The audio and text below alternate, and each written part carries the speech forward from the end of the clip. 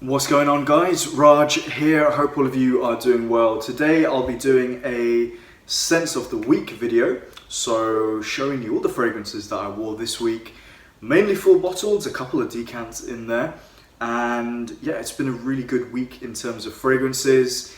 All of the fragrances that I wore will be down below with a timeline, and also this is a series that I have on my channel, so if you want to look back at previous Scents of the Week videos, I'll leave a link also down to the playlist where all of the content is there. So let's get into the first one. On a Monday, I went with a Guerlain, and as you can see, I've worn a lot of this fragrance. This one is L'Instant de Guerlain Pour Homme. This is the Eau de Toilette version. And I used to have the EDP, and then when I finished with that one, I thought, let me try the EDT. Also, if I have reviewed these fragrances, I'll also leave the link down below as well. And this is just a really beautiful fragrance. I have to say, I've grown to like it a lot more since I've been working my way through this bottle. I still prefer the EDP, but I think this one has a place, I think, in the sort of Guerlain lineup. It basically just makes the EDP version, it is sort of lighter than the EDP version. It makes it a little bit more softer and a little bit more airy and slightly more transparent, but it's not a light citrusy fragrance. I find it quite woody. I get basically a kind of mixture of cedar and sandalwood. I still get the cocoa notes, dusty kind of, that powdery cocoa powder kind of feel that you get. Earthiness as well. Really lovely fragrance. I like this one a lot. A hint of patchouli as well. It's great. It really is great. It comes out a little bit like aromatic as well on the skin. Really classy fragrance. Definitely gets me noticed, gets some good compliments. So yeah, L'Instant de Guerlain. Good start to the week. That was Monday. So going on to Tuesday, and I went to Frederic Malle recently, and more on that in another video, but I got given a couple of samples, and I asked for a couple of samples from fragrances that in the lineup that I wasn't like too familiar with. I had a bit of experience, fragrances like, so this one is Le Parfum de Therese, by the way, so it comes in this 3.5 ml with the little card there, and you get a nice little 3 ml of this, which is pretty handy for like traveling. So there were fragrances like this, Une Fleur de Cassis, En Passant. Obviously I wanted to try the new Synthetic Jungle. So yeah, there were a few in the lineup which I just wanted to get a bit more knowledge of, and this is a really beautiful fragrance, I have to say. Not 100% sure if it's exactly the type of fragrance for me. I'll mention why in a second. I basically get a very classic Chypre. It is dry, it is slightly leathery, it's very classic in formula, composition. It feels like a fragrance I would have smelled on an aunt, but not in like a dated way, but it smells fantastic. I think anybody could still wear this today. I feel comfortable wearing it as well. It has a very floral, quite a strong floral kind of rosiness coming through. There are notes in there which I'm not 100% sure what exactly they are. I could just read the note breakdown, but that isn't, if I don't get it, I don't get it. But it is almost like a very spicy lily type vibe. It almost reminds me of walking into a room, and when you have a bouquet of lilies, you can sometimes smell them from a distance.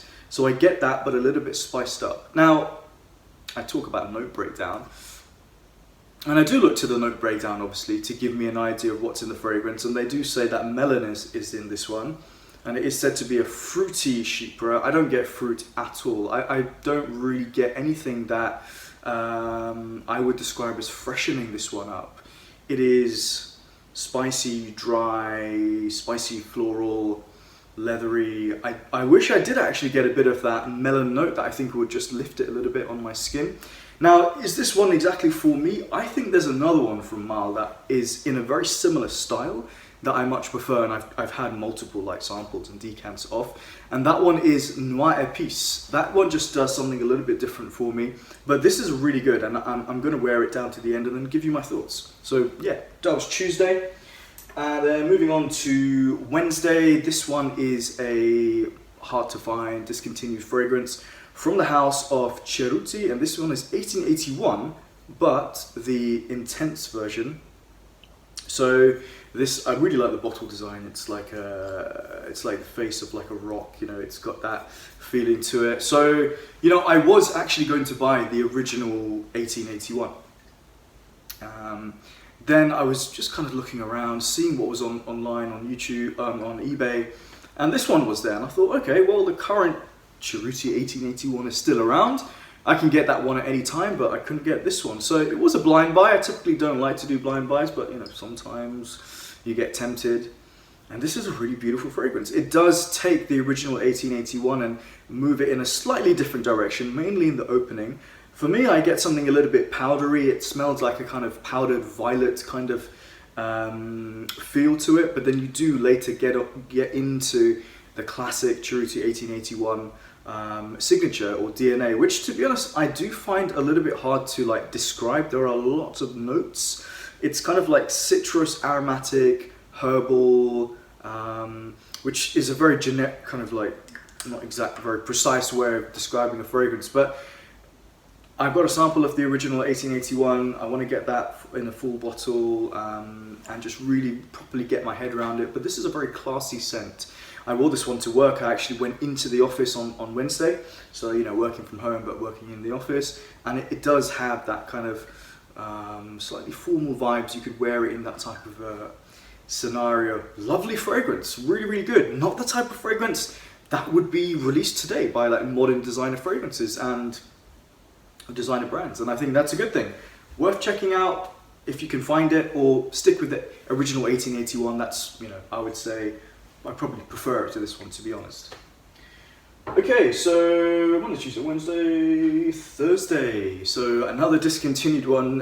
If you guys are trying to get recommendations to buy fragrances from this video, this one is, and the last one obviously, hard to find. This one is Midnight in Paris, the EDT version by Van Cleef and Arpels. You know, if anyone watching this video or watching YouTube fragrance reviews used to watch videos like a long time ago, like several years ago, this one was hyped up like crazy.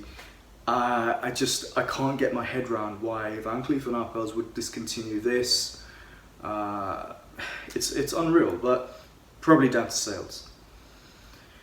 Smoky, sweet, that's a genre that, or a type of, a mixture of accords that I really, really like. There's a dryness to it, tea vibes,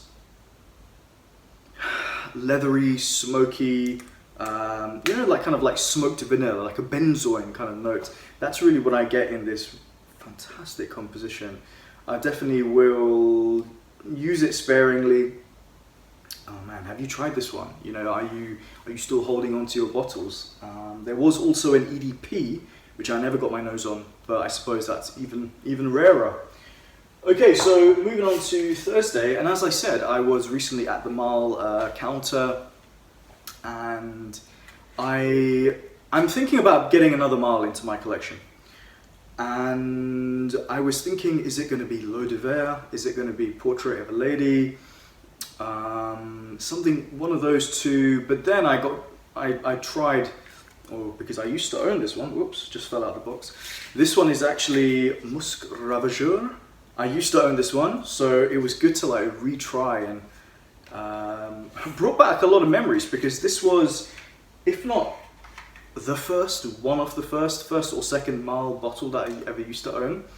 Again, another fragrance that was hyped up back in the day, and I still think gets some attention, but it's been a long time since this one has been released, and it has gone straight to the top of my Malle sort of like to buy list, basically. I wanted to get something that I hadn't tried before, but with Musc Ravageur, oh man. Yes, people say it is a little bit polarizing. I don't find it as strange or strong as I used to, and I don't know if that's Is that because, you know, taste changes over time? You get used to certain things.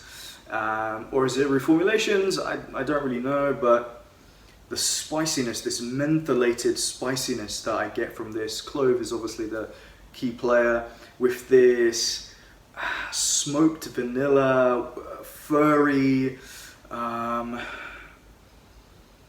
it has a kind of baby powder vibe to it as well. It's probably sounds weird when you describe it, but I think it's amazing. I think it's a really, really amazing fragrance. Longevity is fantastic. The opening couple of hours really projects off your skin. And you know what, Frederic Malle, they also do hair mists or other body products. So if you find this type of fragrance a little bit too strong, fragrances like the Night, they're oud based ones, they come in, you know, hair mist. So if you can do that, you can spray that on your skin. So if you don't want the full blast of the fragrance, you can get it in different concentrations. So going on to yesterday. Now this was a fragrance that I was supposed to review a while ago. Now, as you guys know, I had a bit of a hiatus, and yeah, never got around to reviewing this one from Amouage. This one is Jubilation XXV.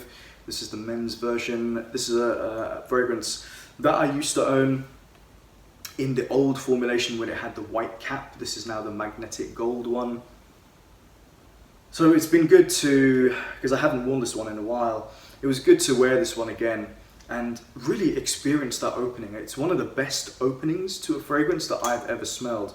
That boozy fruitiness is just on another level. There is a kind of sweet, ambery fruitiness as well, slight hint of smoke, but nothing too smoky, to be honest. There are other Amouages that go in a much more, you know, frankincense heavy, oud, leathery vibe.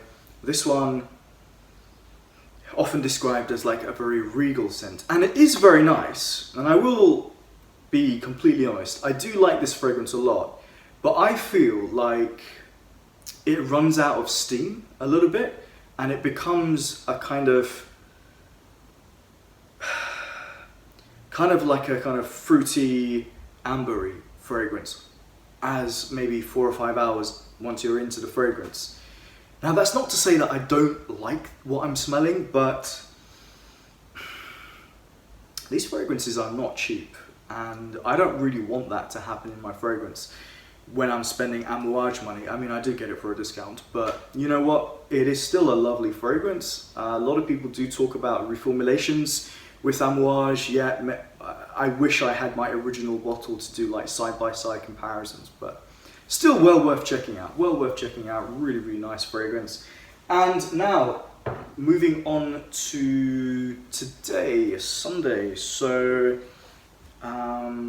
my kind of, I don't know what you would call it, interest, or I don't know what I'm trying to say, but Guerlain have repackaged, reintroduced and repriced the La Matière collection. So it kind of made me think, oh yeah, you know what, I have Cuir Beluga. I haven't worn this one in a long time. I wanted to wear it again, and today feels like an appropriate day because I'm actually going out later on for a few drinks. And I think this will work really nicely in that environment. I used to have like a big sample of this. I had a partially used bottle. Then I had to go for this, which I think is the best design that I've seen so far in this line. The new La Matière bottles look great. They really do look great. I've seen them. I've tried the Santal Pau Rosa, whatever it is. The prices have obviously gone up. Or have they? This is the thing. They now have a 200 ml bottle which sells for £400, which in the UK is actually per ml cheaper than this. But you know, when you compare it to other like brands, 200 ml for 400, you'd think the price would be a little bit lower. In the UK and Europe, the prices are a lot better. But anyway, that's maybe a discussion in depth for another video. This fragrance is just... oh man, I think I rated this a very, I think I gave it a 9 or maybe 9.5. Vanilla in the way that the Guerlain does it so nicely, like leathery gloves, buttery soft, Sweet floral notes in here. It's creamy. It's really luxurious. It's very long lasting. I just think it's such a nice, it's one of my favorites in this line actually. Sweet, not just for the sake of being sweet. So if you think about Tonka Imperial, Spiritus du Bleveny, it's like, boom, here you go, sweetness, gourmand. This weaves it into an overall blend of, as I said earlier, smoky sweet. I really like fragrances that are smoky and sweet. And this kind of has that, but a little bit more as well. It's got this kind of suede-y feel. Suede really does smell different to, you know, other types of leather, different grains, I guess you would call them. Maybe not grains, but like the different layers of the skin. And it's quite a perfumed leather kind of feel. That's kind of the most simplest way I could describe this fragrance. So guys, I'm really keen to hear what you have worn this week. Just, you don't have to let me know every single one. Maybe your scent of the day or your top 2 or 3 picks of the week. And yeah, you know, thanks so much for watching. As I said, you know, I've got a playlist of scents of the week. I've been putting out more content recently, so look back at those videos if you haven't done so already. And thanks for watching. I'll see you on the next one. Take care, everyone. Bye.